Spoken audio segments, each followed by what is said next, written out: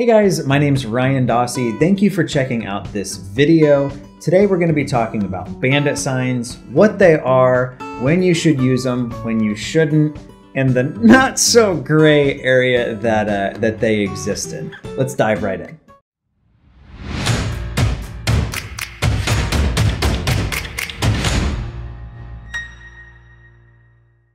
What are bandit signs?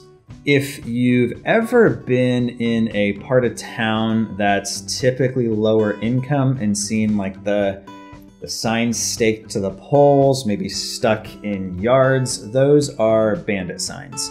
Now it's kind of funny because their legality is addressed right in the name, right? Bandit doesn't exactly apply or doesn't exactly imply that something is legal.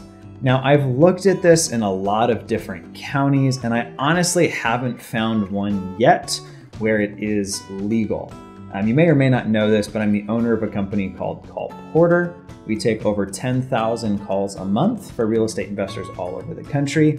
And yes, police departments, code enforcement officers do call in trying to figure out who's behind the signs.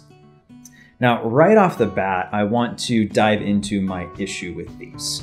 So, in my personal opinion, it's hard to say that you are bettering in, investing, or trying to move a community forward, that you're actively littering in for a profit.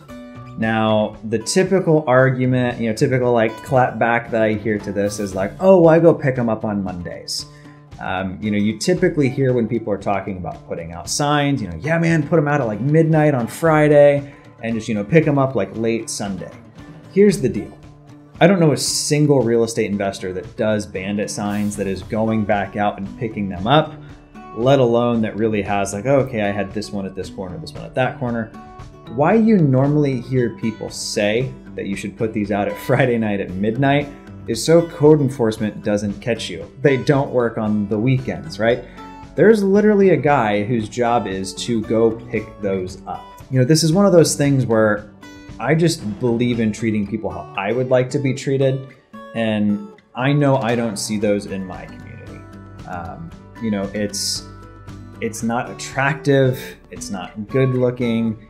I think it honestly probably lowers property values when you have people like, we buy houses to sell your diabetes test strips to, make $5,000 a minute from home type of stuff. So right off the bat, I'm not a huge fan of bandit signs. I'll tell you a quick story. A friend of mine was doing these in Texas in a pretty large scale, several hundred at a time. Got a call from a motivated seller, went and ran the appointment and got there and, seller told him everything you wanted to hear, right? Oh, I inherited the house. It was my mom's. I really don't know what I want to do with it. I just know I'd like to sell it and kind of walk with some cash, come out, make me an offer, right?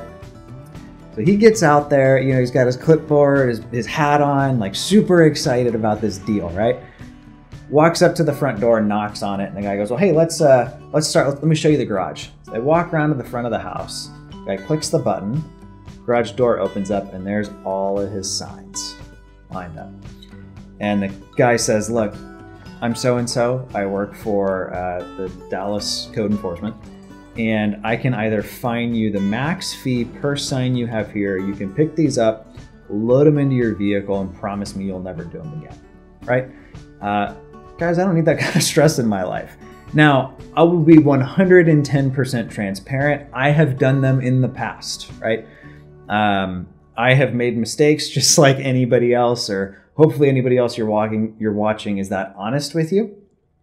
I didn't have really good luck with them, but the issue that I honestly had was sneaking out to put them out. And I always felt like guilty when I was sticking them out on, corners or at stoplights. I felt like I needed to like rush and stick it and like peel out of there before, anybody saw that it was me. If it's a form of marketing you do that you need to like set up fake numbers that don't connect to you, that go to Google Voice, hoping that the police won't be able to find you, like chances are you could take that same level of creativity, apply it to a legal method of marketing and find good deals, which is what we do now. We don't do any bandit signs at all.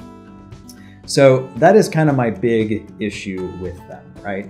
Now, that being said, they do have a really, really good use case that I am 110% in support for, and that is selling your deals, the properties you have under contract or the properties that you own.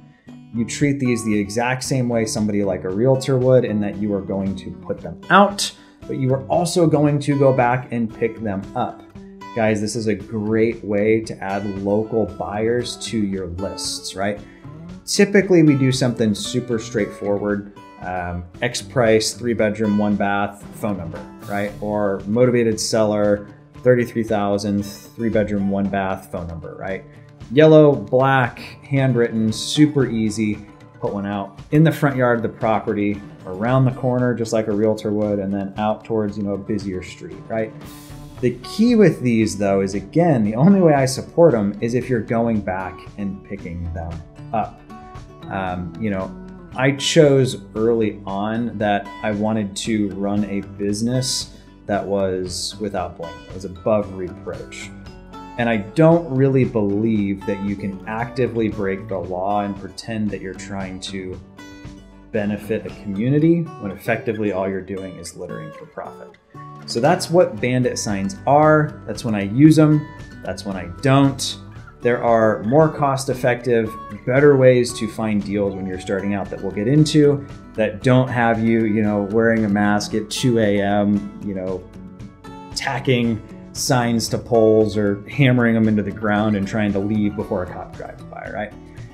As always, be sure to subscribe, like, and share the content. We've got more coming out for you just around the corner. Thanks.